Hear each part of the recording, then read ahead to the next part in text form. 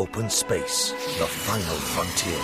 These are the explorations of scientists, sociologists, and AI technologists at Maynooth University. Our mission: to create autonomous drones, air traffic flight management, and seek out new solutions for our civilization. To boldly go where no drone has gone before. Experienced knowledge set free at our open days, November 23rd and 24th. Maynooth University. No bounds. Welcome back to the final segment of the Sportsmemo College Football Every Game on the Board podcast with our closer, Robbie Veno. Rob, welcome into the pod. How are you? I am doing great today, Drew. A little cold and snow and ice here in southeastern Pennsylvania, but otherwise real good. Obviously, the games still go on, so we work through rain, ice, sleet, or snow. I guess that's the postman's thing, but I guess it's ours too. Yeah, we can make it ours, and we're getting this one off late. Robbie had a lot to do today, handicapping and dealing with the snow, so something to keep in mind as far as handicapping this weekend's college football NFL cards. Maybe there might be some advantages to be had. We will be going 401 Kansas, Oklahoma down to the end of the card on this segment. The prior segments with Teddy Covers, Brent Crow are up on sportsmemo.com. We encourage you to listen to them. We also put out a college basketball podcast today as well. So all good stuff, good info, hopefully getting you on the right side. And before we get into this, Robbie Veno, he's been good. His top plays, best bets, 31-15 college football, 67% on the year. And we have a special coupon code Friday9 at checkout for his Friday play. Best bet for only $9 at sportsmemo.com. Robbie, first game up here to close it out, 401-402 in the Big 12, Kansas at Oklahoma. Big spread here. The Sooners laying 36 in Norman, 69 the total, Robbie. Yeah, for KU. Remember last week, Drew, we made a little bit of a joke out of it. Win one for the Gipper with David Beatty being fired by Kansas, but they came through. Point spread wise against K-State, 21-17 loss. Hard fought battle by Kansas, as you would expect in that in-state rivalry, and especially with K-State not being a more dominant team this year. Kansas was able to keep that one close, but you wonder if maybe there's not too much left in the tank here for Oklahoma, which has just been offensively dominant all season long. We're not telling anybody anything new, but Oklahoma, Drew, 9-1 over the total this year, but in 4 of their last 6 games, their game totals have hit 90 points plus. Always makes you lean toward looking first at Oklahoma games over. This one, I think, is in the 68 range. The defense has obviously helped to get those point totals for games up as high as they've been, 90 plus in 4 of the last 6. But I will say this, as bad as Oklahoma has been overall defensively, if you just go back 2 games, let's go back 1 month, and the first 2 games, October 20th and October 27th, they played TCU and Kansas State, which are comparable offenses to Kansas. Neither one of those 2 teams, TCU or Kansas State, is a high-flying offense. And Oklahoma was able to hold each of those teams to 275 yards and 245 yards. So, Oklahoma's defense has been lit up by good offenses. Can Peyton Bender, Puka Williams Jr., can these guys light it up? Not so sure. It puts the total a little bit in question here. Don't like the side either way because wouldn't want to lay that many points, and not real sure how much Kansas has left after the effort versus K-State last week. Robbie, we've got a Pac-12 matchup here. Another big spread in conference, 403-404. Oregon State at Washington, 33.5. The Huskies laying at home, 58.5 the total. Yeah, Oregon State's been a defensive disaster, so initial inclination would be let's take a look at Washington and see, because when you look at Oregon State and some of the losses they've had, they've just given up a ton of points. But the Washington offense hasn't been good, Drew. Not good enough for me to lay a whole bunch of points with them. Oregon State with Jake Luton back at quarterback the last couple of weeks have a balanced offense. If nothing else, their O has been pretty good this year. It's really, when you look at both matchups on the field, Oregon State's defense is lousy, but so is Washington's offense, and Washington's defense is superior, and Oregon State's offense going up against it is their best unit. So a lot of contradictory stuff here.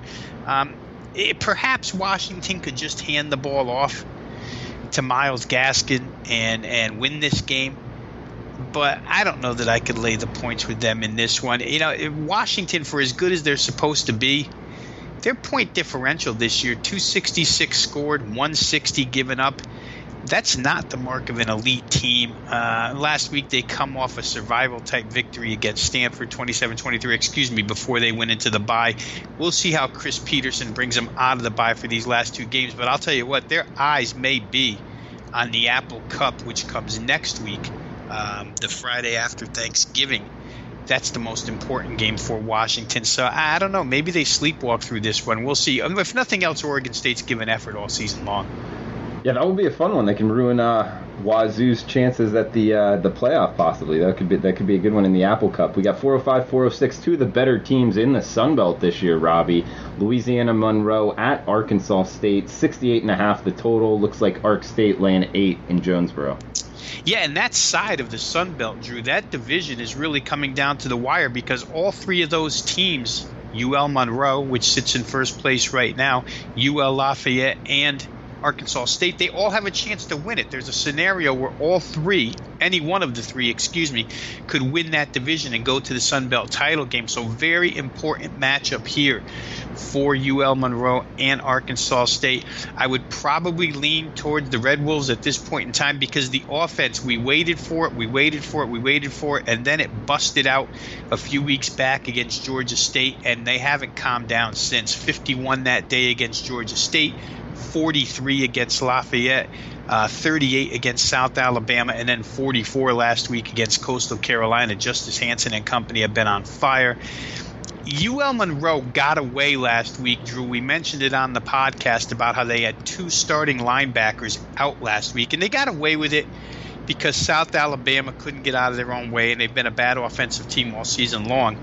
But I don't know if UL Monroe gets away with those defensive injuries this week. Now, there's question marks next to both guys' names, but reading between the lines, I don't know that either one's going to go. And if they do go, reading what I've read, it doesn't seem to me that they're very healthy. So the way Arkansas State's playing offense right now, I'd have to give them an edge, a superior edge against a team that has a little defense to begin with, and then to lose two of your best guys in the middle, the second level of the defense.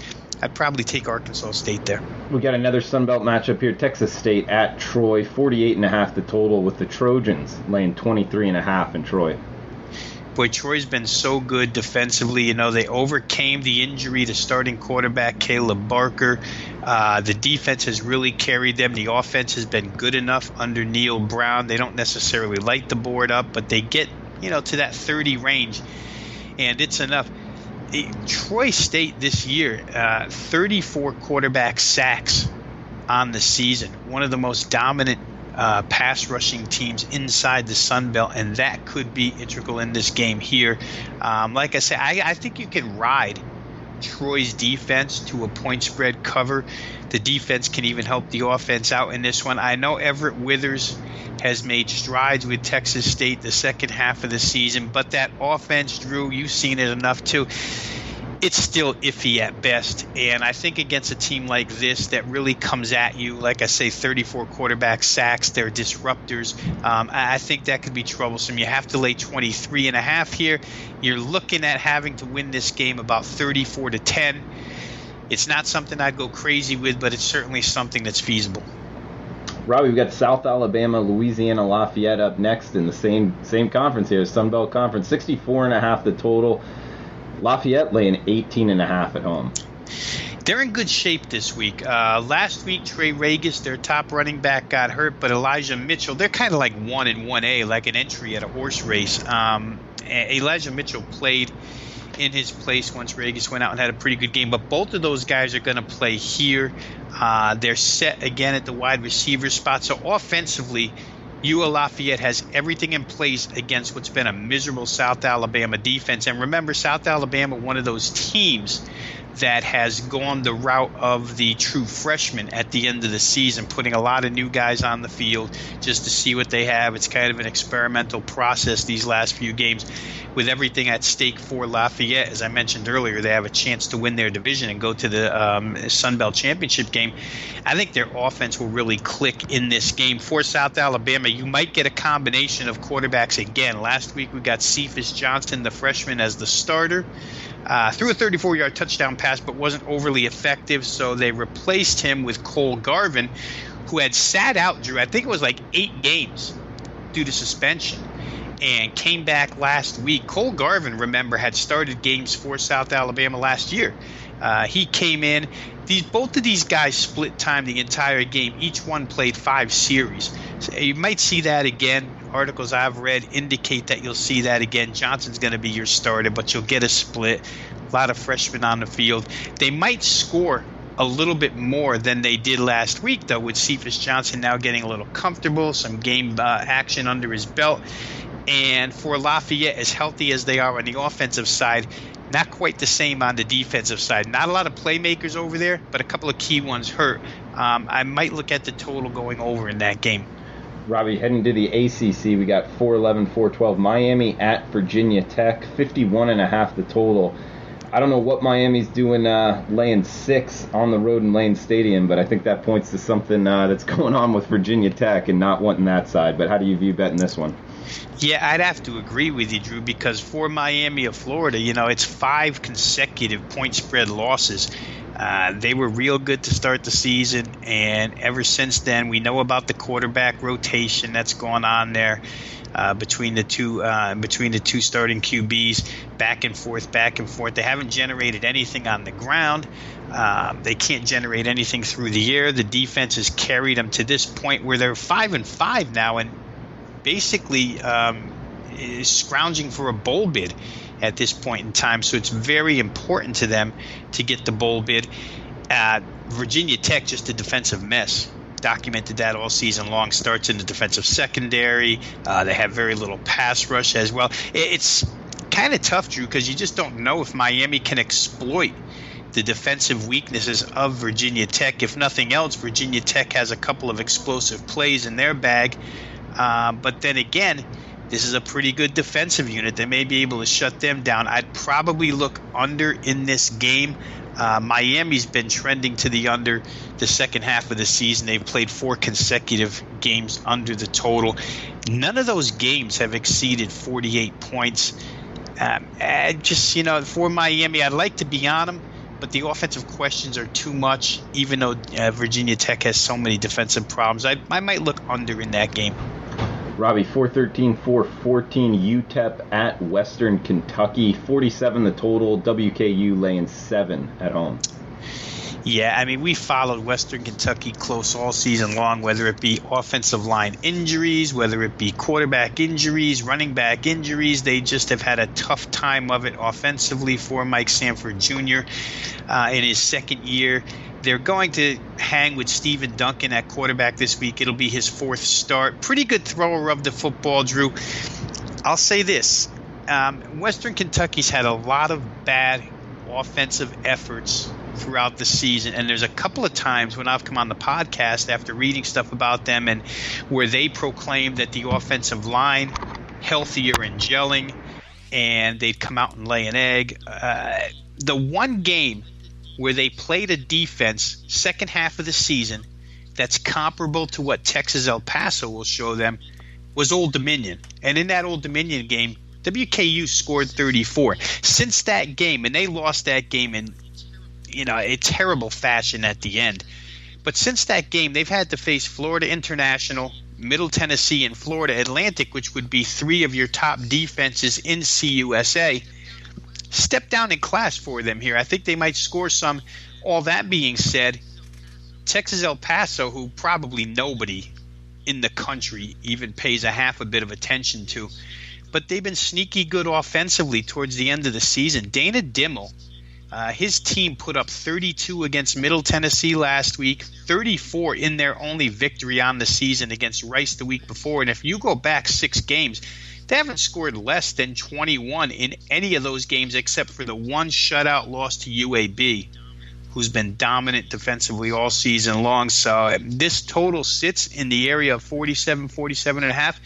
Something nobody's going to look at. There's not going to be any mad rush to the window to play El Paso, Western Kentucky over the number.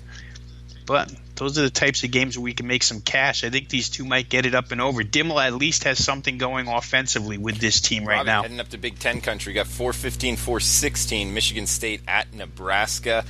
Sparty only laying 1 on the road, 49 the total. This number kind of surprised me. I'd be laying a little bit more with Michigan State. How do you feel? Yes, certainly Adrian Martinez and Nebraska have come a long, long way the last 4 games or so. Scott Frost saw him interviewed Monday, or at least his press conference Monday, coaches conference. Very pleased with the development of the offense. They strike from anywhere. Michigan State brings that tremendous run defense to the table every single game, but the pass defense has been, maybe adequate at best so far this season. They've been able to stop the rush. They haven't been able to stop the pass. It was a hard-fought game last week for Michigan State against Ohio State. You wonder how much that might have drained them. To me, Nebraska right now is on a confidence high. The one thing to watch out for in this game, Drew, is there's weather situation here, and there's a heavy winds in this game. Probably going to be somewhere in between 20, 25 miles per hour. Only reason I bring it up is because Brian Lewerke, the quarterback for Michigan State, has been dealing with a shoulder injury for the last 3 games. And you don't want to have a quarterback who can't really get the ball downfield having to throw into wind for 2 quarters out of 4. That kind of stagnates what Michigan State would be able to do from the offensive side. True that, Nebraska's defense has been so horrendous that you can hand it off and gain yardage, but I think balance would be necessary in this contest for Michigan State. I wouldn't be surprised to see a real confident Nebraska team win this game, but cold temperatures and wind, again, think about Lewerke for anybody that would like to play Michigan State here, and just know that there is a possibility that for half the game they'll only be able to run the football because of his injury. Robbie, heading to the Big 12, we got Iowa State at Texas, 47 the total. In one of the few ranked versus ranked games this weekend, we only got Notre Dame, Syracuse, UCF, Cincinnati in this one, I believe, just because of the scheduling with next week being the major rivalry week. But either way, it's a close spread, 2.5 or 3, depending where you shop. That's Texas laying it at home. If Iowa State had David Montgomery, their top running back, for the whole game, I don't think I would hesitate to play Iowa State on the road here. But a little bit of a fight last week. Montgomery has to sit the first half. It's enough to at least make me think twice about going to the window with Iowa State in this game. Love their defense. It's certainly better than the Texas defense. Love what Brock Purdy's been able to do as a freshman quarterback for this team, coming in because of injury circumstances about 5 games ago and just playing lights out football for Iowa State. Texas comes off of a game that they had in the bag last week against Texas Tech, and all of a sudden Jet Duffy and company came flying back in the fourth quarter to tie that game. Texas needed an extremely late touchdown just to win, got out of Dodge alive, survived to play this game. I think at this point in time, Drew, just looking at these two teams, Iowa State is the better of the two. Of course, there is a race to get into one of those top 2 spots in this conference so they can play in the Big 12 title game. Right now, these two teams both sit in good spots. It's almost like an elimination game here. Whichever team loses will have no opportunity. I just think Iowa State's the better squad right now. I'd ride their defense for the first half, and when they get Montgomery back in the second half, if you're going to get involved in this game and the line dictates a play at halftime, you might want to get involved second half with Iowa State with Montgomery in there. I like it, Robbie. We got the battle for LA, USC at UCLA. The Trojans laying 3, I guess you could say, on the highway, the other side of town, 55 the total, Robbie.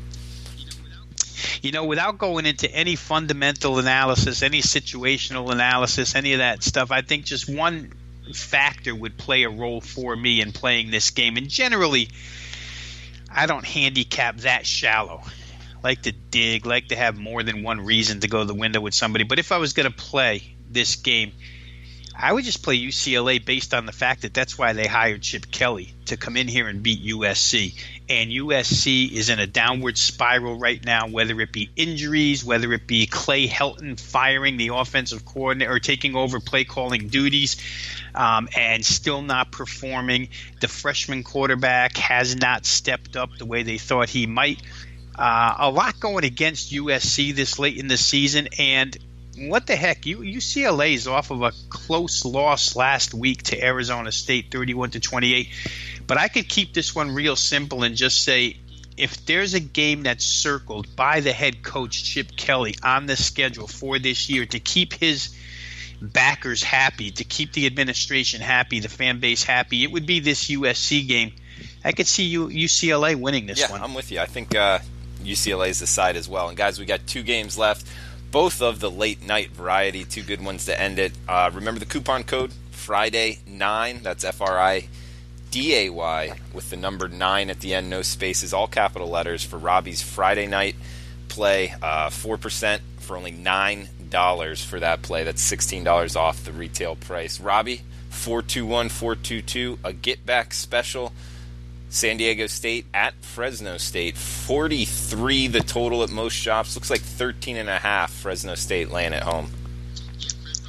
Yeah, Fresno let one get away on the road last week at Boise State, and it was an important one between those two. Fresno had a lead, and really you felt like, Drew, up until about midway third quarter, you really felt like Fresno State was dominating more than the scoreboard showed, but they didn't put enough space between themselves and Boise at home rallied, win that game 24-17. So probably an angry Fresno State team here to take on SDSU, which surprisingly loses straight up to UNLV last week. For San Diego State, there's more complications because they lose 2 of their top offensive linemen for this game. Starting tackle, starting guard, Tyler Rimmer, Keith Ismail. Both of these guys have had 23 consecutive starts for San Diego State. You just can't lose guys like that. That's 46 starts in a row by that tandem. And they're out for this game against a very, very good Fresno State defense. Fresno State up front has been good at the point of attack all season long. And I would expect, we've seen enough out of San Diego State's offense. It's really no different than any other San Diego State offense under Rocky Long. Very predictable, without linemen to block for the run game. I believe Fresno State could just smother them here. I don't know how San Diego State is going to muster up any more than 10, possibly 13 points. Maybe their defense can help out, but I think Fresno State's the right side here. Those are bad injuries at a tough time for San Diego Robbie, State. we got the real get back special, the degenerate special, the one in Hawaii, 11 p.m. Eastern kick, UNLV at Hawaii, 70.5 the total. Looks like the Rainbow Warriors laying 6.5, 1-7 out there on the board. Robbie, I got an opinion on this being Hawaii getting a late season bye week. We know how important those are. UNLV off of a huge win last week, now hitting the road, going out to the island.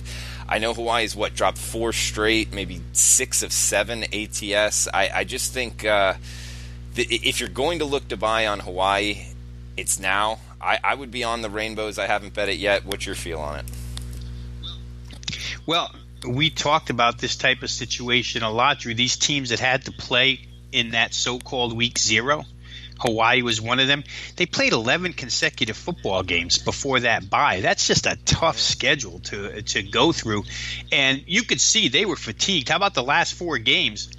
Before they hit that bye week, they gave up 49 to BYU, 40 to Nevada, 50 to Fresno, 56 to Utah State.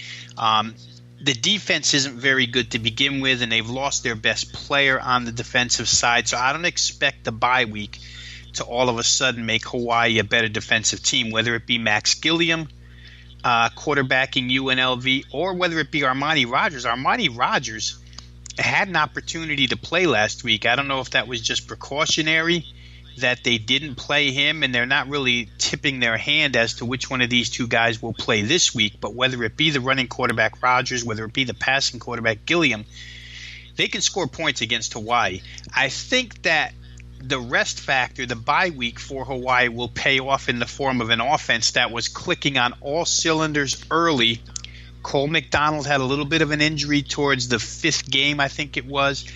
When he came back, they weren't really as in sync as they had been to start the season. I think you get McDonald with a week off. You get his receiving core, an excellent receiving core, Ursua, Bird, JoJo Ward, those guys against a rotten UNLV defense. The total 70.5 for a reason. I think this game's going to go up and down the field. Like I say, Tony Sanchez, the head coach for UNLV, can play at Coy. He could even go 2-quarterback system and really mess Hawaii up here defensively. I think late night especially, you probably see a bit of a track. All right, Robbie, anything else you want to throw out before we shut this down? You know what? Anybody that owns a shovel that would like to do my driveway and front walk, you can go ahead and direct message me on Twitter and come on over as the snow and ice keep coming down here. But we'll be back for the NFL tomorrow, Drew. We'll take care of some NFL podcasting, and tonight 3 good games in college football. So good luck to everybody out there, whether you're playing NBA, college hoop, NFL, CFB. A lot to choose from now. Hopefully you're cashing tickets. Real quick, because you brought it up, I'm glad you did. What about weather-wise, betting Saturday's card? Anything that really jumps off the page at you?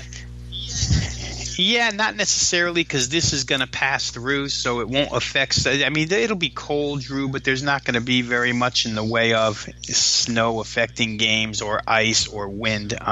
So cold temperatures for sure, 30s, high 20s, but I don't think it's going to affect any of the Eastern Seaboard games on Saturday. Handicapping question for you. Cold, does that favor unders or overs or – You know, there's been something. I'll give you my theory, and just my theory. In cold weather, in my opinion, watching enough football, there's a lot of defenses that don't want to tackle after a while in cold weather. It just hurts to tackle. Anybody who's put pads on before and played in cold knows what it's like. So I think that, again, we say this so often, Drew, you just can't make general theories on games. I think it's all situational. Obviously, a team like Michigan with a defense that they have, they could care less if it's 4 below. They're still going to hit you. But you take some of these soft defenses and put them in cold weather. UConn Huskies, who play in cold weather, teams like that, they're going to start shying away from hits. So I think it's just check the teams that are playing, check the defenses that are out there, and in my opinion, cold can sometimes lead to really high-scoring games. Great way to end it. We got the coupon code Friday9 at checkout. That's Friday9. Type that in at sportsmemo.com for Robbie's Friday night action for just $9. Guys, we'll be back tomorrow with Rob Veno, Teddy Covers, covering NFL, every game on the board. Best of luck with your bets. Open space, the final frontier. These are the explorations of scientists, sociologists, and AI technologists at Maynooth University. Our mission, to create autonomous drones, air traffic flight management, and seek out new solutions for our civilization. To boldly go where no drone has gone before. Experience knowledge set free at our open days, November 23rd and 24th. Maynooth University. No bounds.